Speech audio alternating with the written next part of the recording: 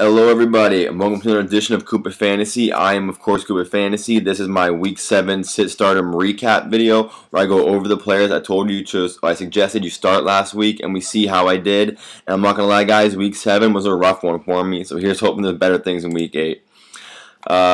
Before I get into things, guys, find me online, CooperFantasy.com, @Blackie_Mike on Twitter, and of course, subscribe to my videos, show them to your friends. All that stuff really helps me out. Alright, let's get right into it. I'll make this quick and painless as possible. Like I said, it was a rough week for me. One of my few good picks was Josh Freeman going against the Saints. Really not much of a doubt there. Anybody playing against the Saints is usually going to put up more points than usual. You got to look at that matchup all year long. He had over 400 yards, 3 TDs, trying to keep up with Drew Brees. Got off to a huge lead until his defense just broke down and allowed Drew Brees to go crazy on them. But yeah, a great week for Josh Freeman. He's definitely the quarterback you want to start on certain matchups, namely ones like this. Next up was Matt Hasselbeck. Titans were able to put a bunch of points up on the Bills. Unfortunately, the first 4 touchdowns were all via running backs. CJ2K had 2. Harper had 2. So Hasselbeck, despite his late touchdown throw in the fourth quarter, he had a pretty mediocre game from a fantasy standpoint. And then at running back, Felix Jones, pretty disappointing. Everybody thought he'd be kind of like the flex waiver wire pickup and play of the week. But with only 7 fantasy points to speak of, it was nothing too special. Philip Tanner kind of ruined things, getting I think about 10 or 11 carries. It kind of took away from Felix Jones' value. If he had had the full workload, probably would have been a bit better for him. But alas, only 7 points from Felix Jones. I'm pretty sure DeMarco Murray is out again this week, but against the Giants, I'm not really expecting much more from Felix Jones, although he does, of course, have that potential for a TD if you're desperate. And I'm going to tell you, Hardesty was a big bust last week, namely because Trent Richardson did start the game, although he did leave the game again due to an injury and is rumored to be out again this week. So I'm going to tell you, Hardesty could be another useful play in Week 8, although despite the fact he was a big bust in Week 7. So just keep your eyes on that. If Trent Richardson is not going to be starting, Hardesty should have a much better game than he did in Week 7. Del Richardson for the Rams. The Rams are having a pretty bad season. Steven Jackson is as well, but he broke out for his first touchdown of the season against the Packers. Richardson was also able to have a pretty decent game considering the kind of value he carries as a player. 7 points from a guy like Richardson is really about all you're expecting.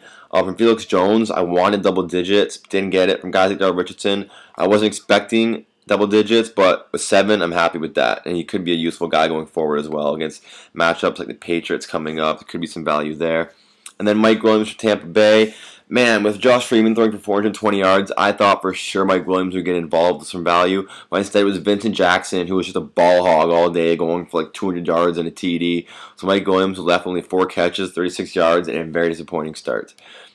Stephen Hill, also pretty disappointing, 4 catches, 55 yards. It was Jeremy Curley who ended up having the big day for the Jets, over about 122 yards and like 7 catches or so.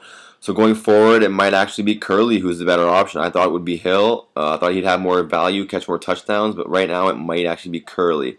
So if you need some flex play this week, Hill and Curley both have pretty good matchups going into Miami. He's got a great run defense, but not the best secondary. And then Brandon Gibson, 5 catches, 60 yards for the Rams. Not much special there.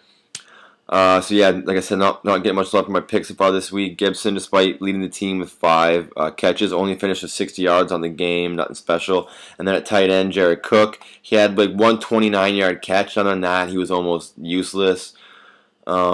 Yeah, not really too impressed with how his game turned out as well. So like I said, my stardom picks were not the greatest. Let's move on to the sit-em picks. I was okay here. Not a lot of value from these guys. So if you sat them, it was probably a good decision. Although one of the not so good decisions was Matt Schaub. He had a pretty good game, 250 yards, 2 TDs.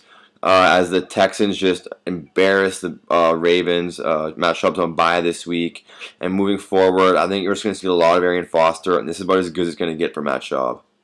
Christian Ponder had a very rough week against the Cardinals. If you started him, then I feel sorry for you. 58 yards and a touchdown, but with 2 interceptions. So really the guy's only getting you 4 points or something like that, depending on how your league scores. This game was all AP, who had 150 yards and a touchdown, so it looks like it's going to be a lot of AP going forward. And Ponder, he does have a game under the lights coming up where they could need him quite a bit, but I'm thinking you're not going to be starting Christian Ponder very much coming in the coming weeks. Marshawn Lynch, able to crack 100 yards against the 49ers yet again, although he didn't score this time around. It was still a 10-point game from Lynch against a very, very tough defense like the 49ers. Actually, 11-point games. He caught a 13-yard pass.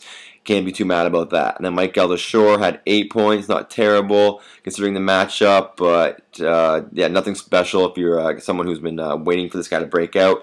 And he's got another really tough matchup coming up this week against Seattle, so he's going to have a really tough time besting that 8-point effort. And then LeGarrette Blount was basically handed the ball 3 times in a row on the 1-yard line and didn't score. Ended the day with -2 yards. Ouch. Brandon Lloyd, 1 catch, 6 yards. I was expecting this game to be a lot harder or a lot easier for the Patriots, but it was actually pretty tough against the Jets and ended up going to OT. Despite that, Brandon Lloyd still only was involved for 1 catch. Kind of shocked me there. I thought in a close game he'd be more involved, but it was not the case. And I got sent to my door. Yo, what's going on? Yo, I'm just recording a video real quick. And then you have Steve Smith, 7 catches, 83 yards. Pretty decent day, 8 points, but no TDs on the season still, and he hasn't cracked 100 yards since weeks 1 and 2, so I'm really worried about Steve Smith right now. And he's got another tough matchup coming up this weekend again. And then finally, last guy of the week is Denarius Moore. He caught a third-quarter touchdown to go with his 36 yards, saving what would have been a pretty disappointing game for him and the Raiders as they snuck up from behind to beat the Jacksonville Jaguars. If they hadn't gotten behind so dang early, it probably wouldn't have been as good of a day for Denarius Moore, as Carson Palmer was forced to throw and Denarius Moore caught the touchdown. But in the end, he got you 9 points. So that is it for my Week 7 sit-stardom recap, guys. Like I said, it wasn't the greatest week for me, but here's to a much better Week 8. Check me out online, CoopItFantasy.com. Find me on Twitter, @Blackie_Mike. And as always, like and subscribe my videos and show them to your friends and whatnot. Peace. Coop It Fantasy signing out.